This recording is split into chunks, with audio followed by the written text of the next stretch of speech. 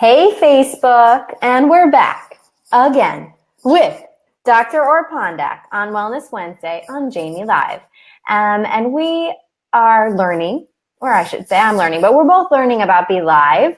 And it recorded, but it didn't show up public on my timeline, yada, yada, yada. So we're doing it again because we had a really good time, right? And we're really good friends, so we really don't mind doing it again.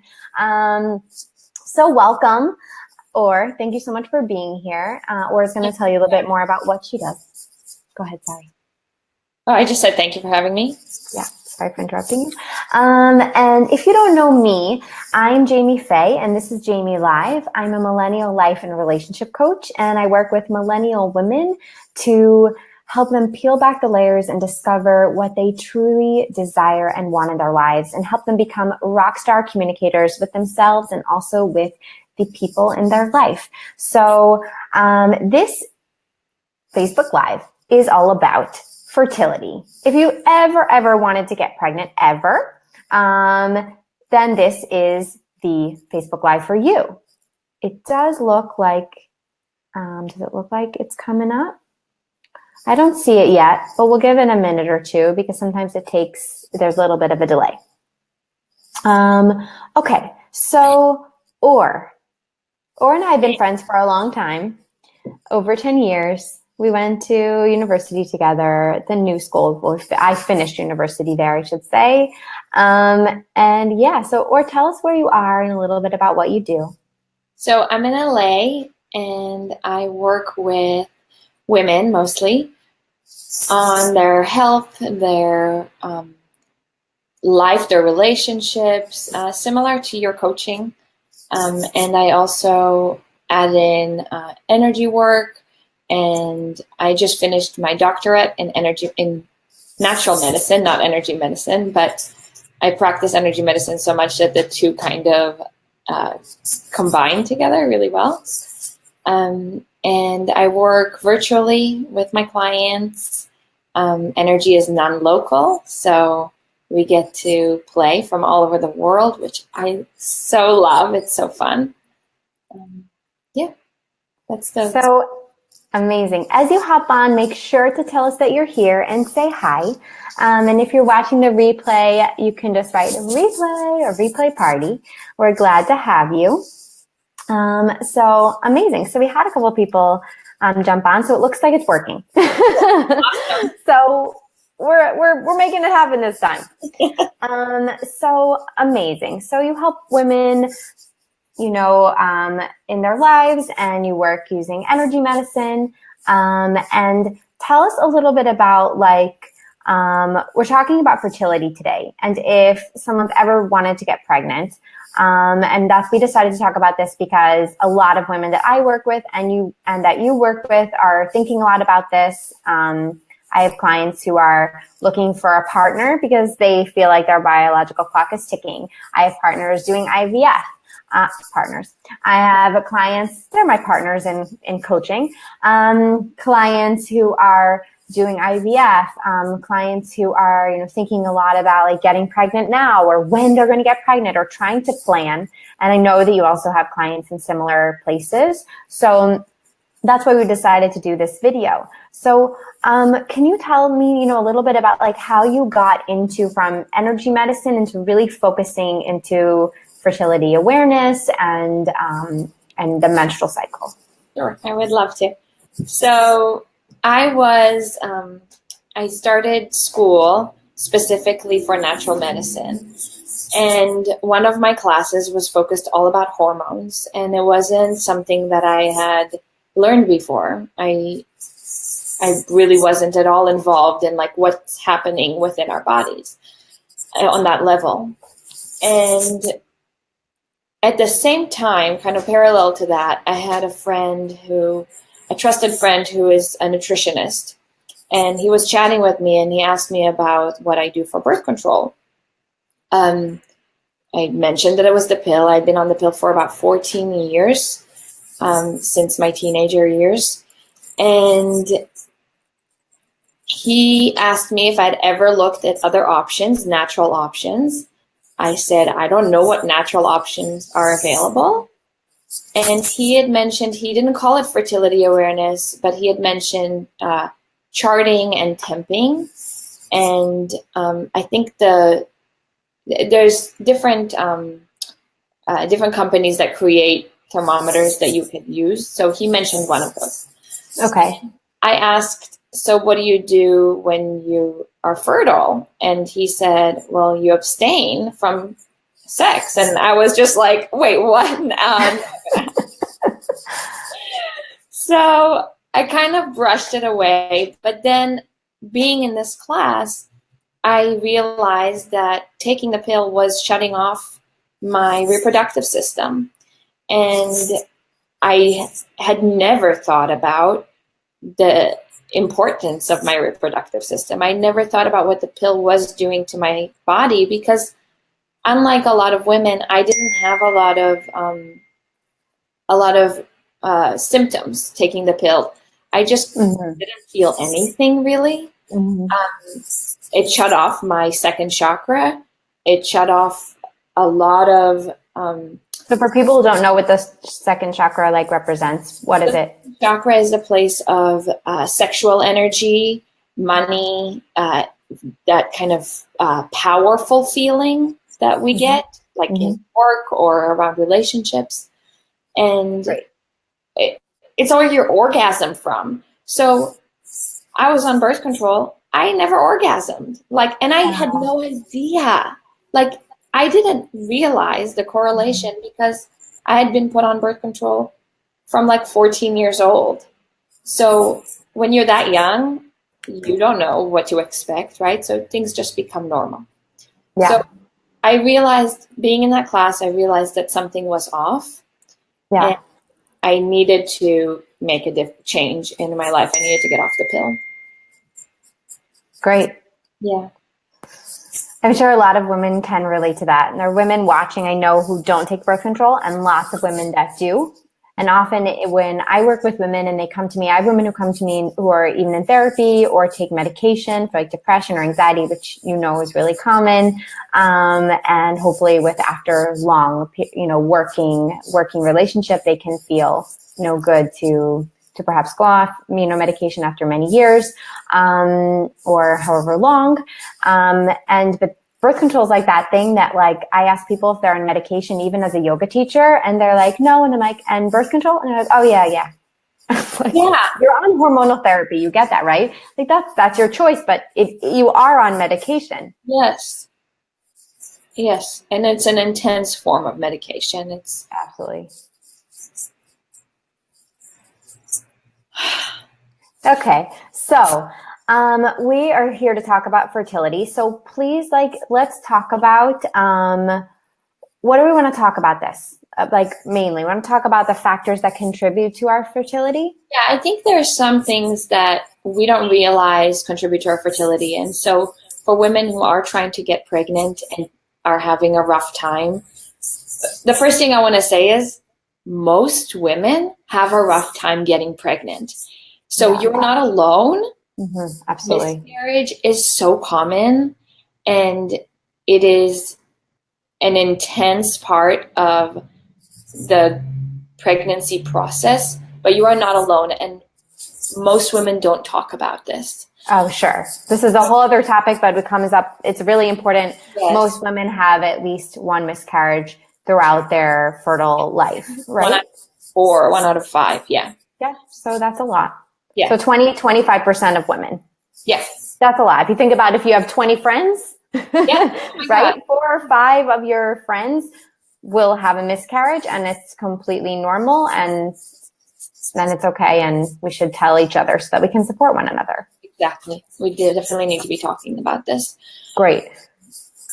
So I think there's some common factors that women need to know about when they are trying to conceive.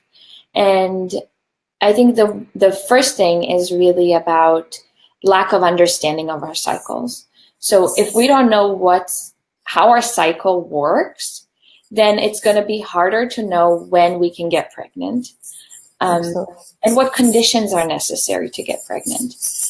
It's very common that I'll ask a woman, where are you in your cycle? And she'll tell me, I'm in it. Well, yes, of course you're in it. We're always in our cycle. It's a cyclical process. Month, always about 28 days or... There are phases of our cycle. So as we learn in which phase we're in and which phase is our fertile time, then we are more able to say, okay, this is where I'm in my fertile time. This is a good time to either have sex or to go get my IVF. Like what, this is about understanding our cycle, is about pulling our power back and knowing our bodies. So if it does come to, I need to go get outside help to achieve pregnancy, when you have the knowledge of your body, you can come all set to your doctor. Not all doctors are going to listen to you. Most will not. But at least there's no point in me going to get this treatment today because I'm not fertile. Sure. So women in IVF, they're tested. They go for blood testing every 2 days. There's that's actually set up really, really structured for my client right now who's going through that. With knowing your body is super important. So we could do a whole live about charting, which we're not going to do today, but you did bring up the main, things about, the phases and how can you know? So about taking your temp and. So temperatures, our temperatures will rise once we ovulate. So taking temperatures daily, first thing when we wake up, will show us where we are in our cycle, if we have ovulated or not. Cervical fluid will change throughout the cycle. So if you start looking, when you go to the bathroom, you take your fingers and you wipe them across your labia and you see what your fluid is. Sometimes you don't even have to do that. They'll come out on your toilet paper, or if you're really fertile, it will just kind of pull down and you'll see it. So cervical fluid, that's right. So that's the second one. Temperature, cervical fluid. And then your position of your cervix. So your cervix will change throughout your cycle. And for those who are interested in this, there's an amazing book called Taking Charge of Your Fertility. And I highly recommend getting this book and reading it. And it is so packed with information. Amazing. High quality information.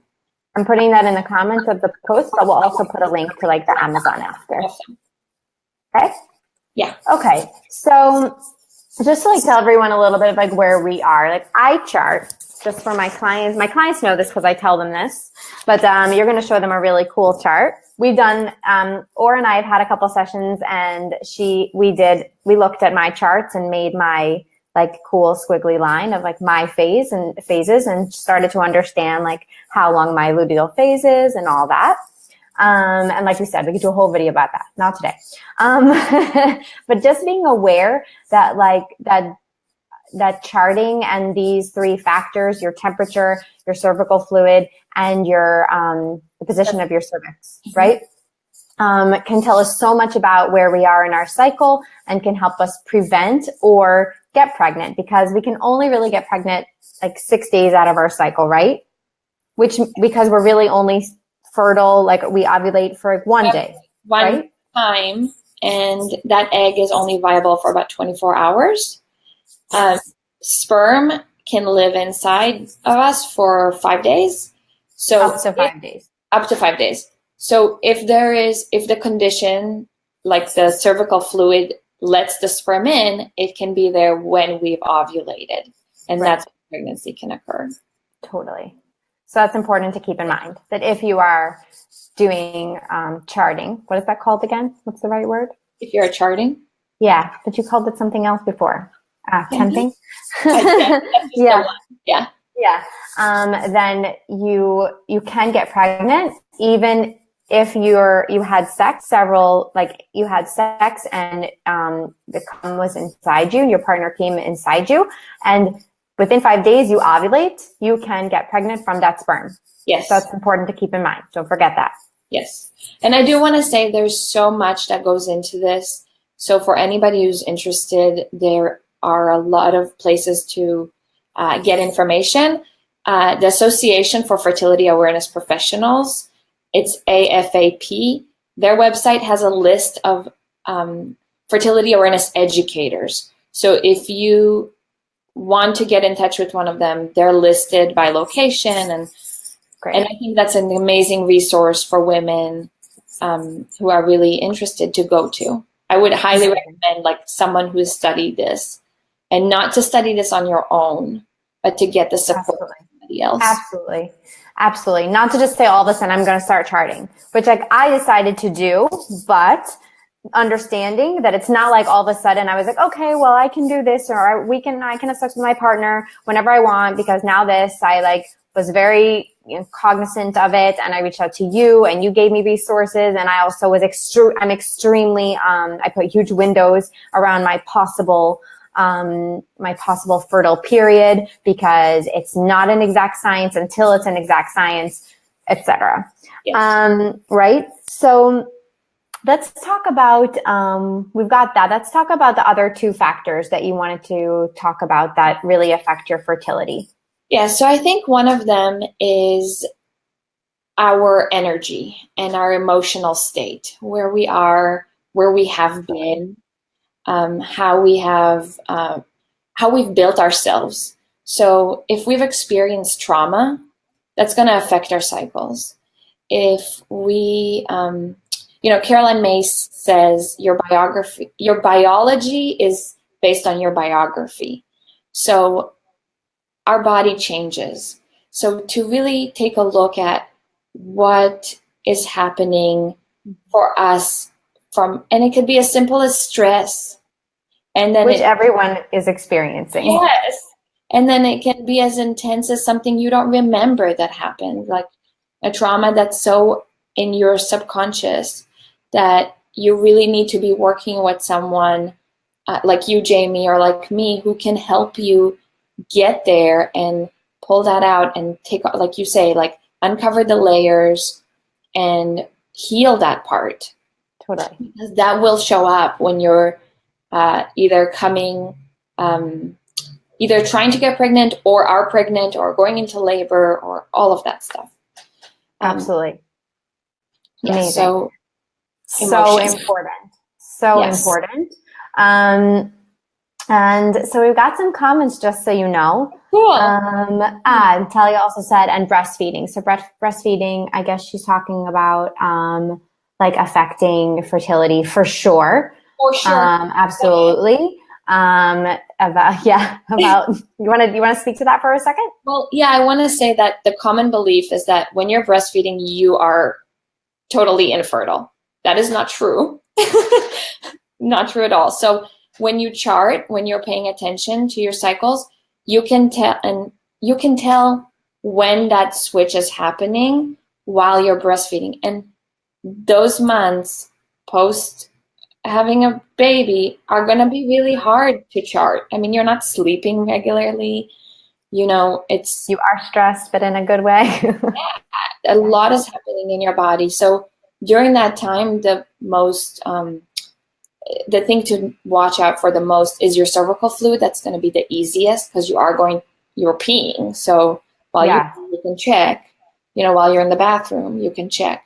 That's going to be the key sign, I think, while breastfeeding. Amazing. Thank you. And thank you, Talia, for bringing that up. Yeah, thanks, Talia. She also wrote a couple things about like that when we were talking about miscarriages, that yes, so many girlfriends have had miscarriages. My mom, I know, like was always really open with me about that. She had a miscarriage between my brother and I. So we're 3 children, and there would have been before me, and then I wouldn't have happened because after me, my parents were very, very, very clear about actually making an intention of not having any more children because 3 was enough. So like that, part of her story and her own trauma that she went through with that, but just, that was part of it. That was part of her fertility, like life cycle. Mm-hmm. Like we have the monthly cycle, but her whole fertile part of her life. Yeah. So I'm sure my mom is okay with me sharing that. Hopefully you are, Mom, when you watch this. But, I know that she's open that that's like something that, that women go through. Yes. And that's part of it. Okay, so what's the we talked about the emotional, part. What's the third factor? So the third one is our culture, how our culture views um, pregnancy, how our culture views uh, femininity and women in general. And now we're going through this huge shift in women taking back their power. Um, but to look at how comfortable am I with my femininity? How comfortable am I with being a creator, right? Being a person who is able to bring life. And, we talk about, this is specifically about pregnancy, but we are also creating, Facebook Lives, and we create websites, and we create amazing content to share with our clients. And we create constantly. We cook food. Yes. We support our families. We support our partners. That's part of creation. So looking at how we connect to that, and when it comes to trying to conceive and not being able to really sit with what is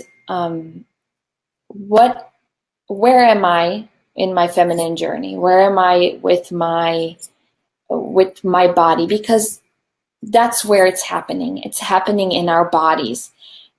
It's not happening on my phone. It's not happening in an app. It's not happening on a clock.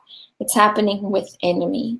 So to be able to come to that inside and kind of block out all these other voices that are going on. It should be this way. And you're 35, so you should be there already. And you're 29, so you shouldn't be there. Or you're 19. I mean, our most fertile time is our early 20s.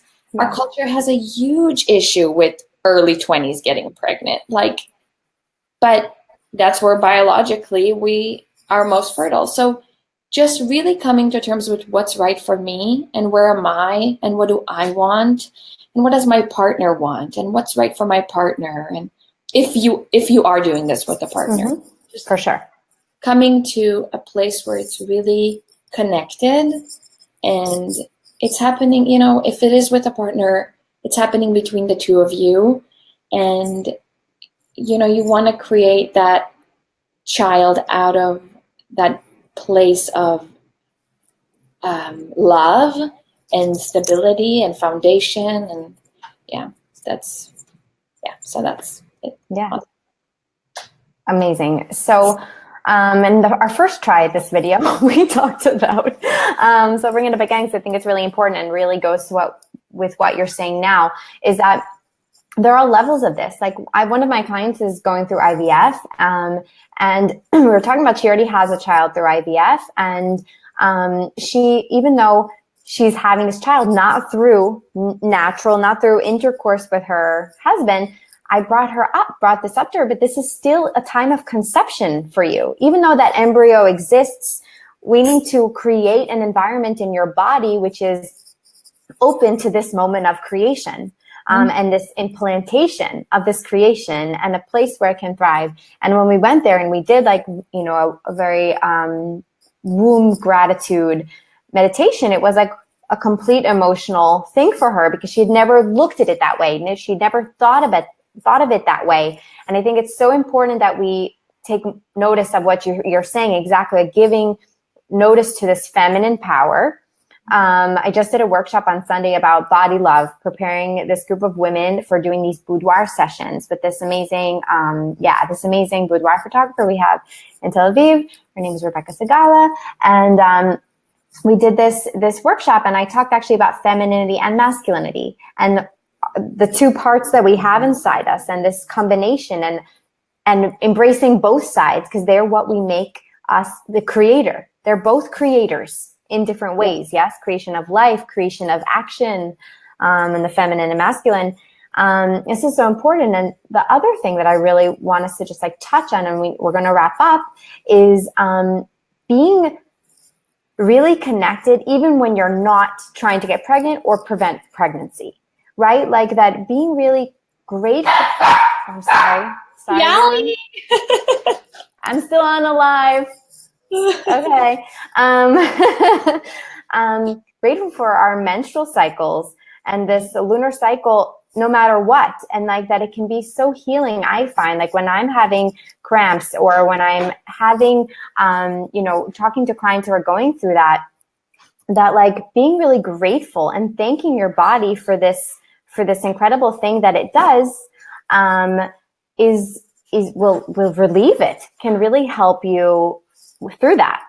Well, that was one of when I did my research study for my doctorate, that's what we worked on. We worked on PMS. Mm-hmm. And what we saw is when women got connected and, like you said, gratitude and paying attention to their cycles and loving their womb, it shifted majorly their PMS symptoms. Absolutely. And starting, you also see like less days of spotting. You see how things change. Absolutely. That's beautiful. And also part of what you mentioned I wanted to touch on is grief. As grief comes up, you shared it was really emotional for her. This is an emotional process. And we tend to forget that because we tend to go into a place of this is how it should be. Mm-hmm. This is the timeline. This is what it's supposed to look like. And we detach from the fact that this is emotional. I'm going to feel really shitty if I've been trying to get pregnant for 1.5 years and I haven't been able to. I'm going to have a lot of grief and I better process that grief. Otherwise, it's in my womb. Mm-hmm. It needs to come out. So to really pay attention to those feelings.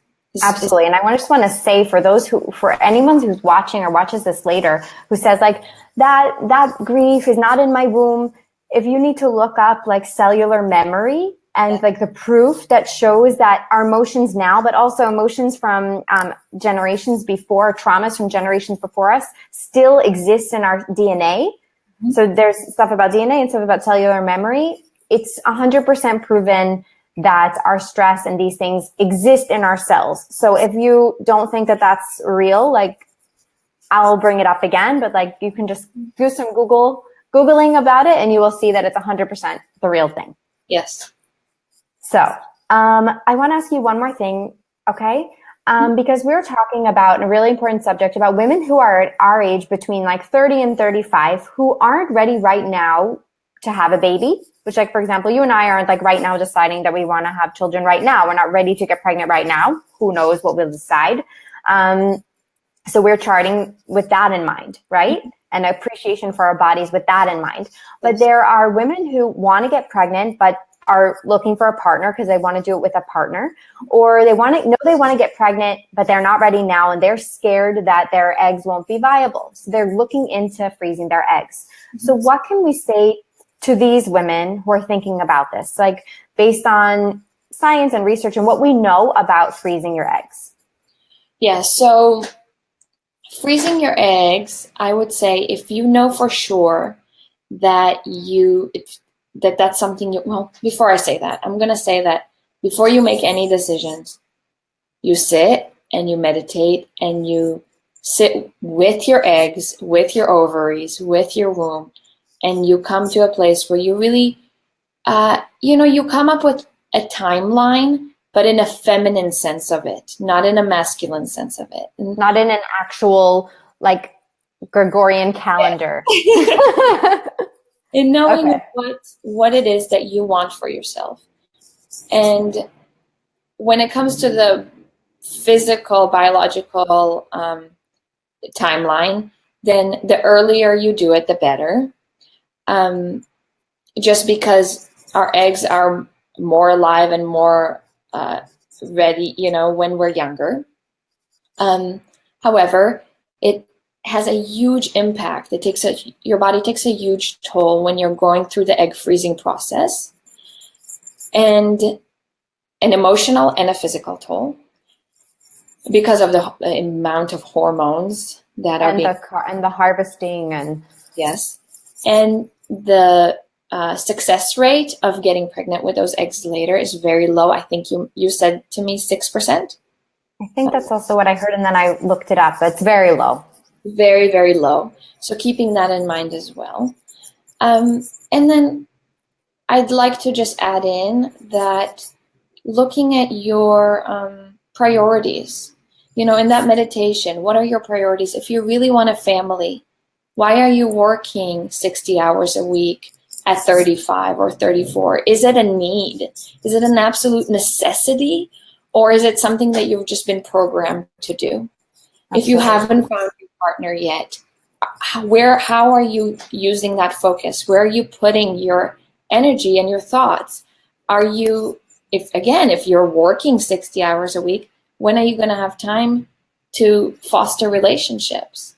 So absolutely.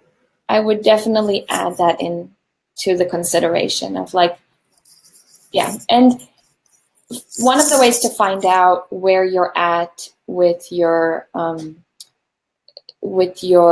fertile age is to talk to your mother, see where your mother went through when she went through menopause, what her experience was, because it'll give you a better picture of your body. Totally.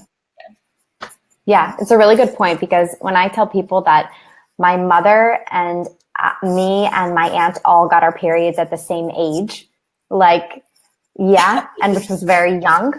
So like, you know, like knowing that, and also and asking exactly, like understanding menopause and understanding also birth, natural birth. My mother had 3 natural births, so also like talking to her about that, and you know, all those things. So that can be it's a great research technique. So thank you for mentioning that. Yeah. It's a really good point. And I would like us to just close, and we'll have you on again. Or thank you so much for being my first interviewee on Wellness Wednesday on Jamie Live. Yay! So before we go, Talia, thank you for all your comments. I'm sorry I couldn't see them before, but Talia wrote like grateful for its ability to function. Yeah, I say that a lot. I don't know if I said that today. Hey, Lena, thanks for visiting. What else did she write? She talked about the journey and feeling like you have to, you know, you have to get pregnant or all these things. So Talia, thanks so much for your participation. We really appreciate it.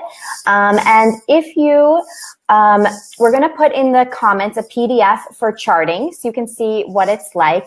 Kisses to Lena. Or and I both chart, and like she said, I'm going to put a link to the book that you mentioned. If you want to learn more about what OR does, you can go to her website, which is sessionswithor.com. Yeah. .com.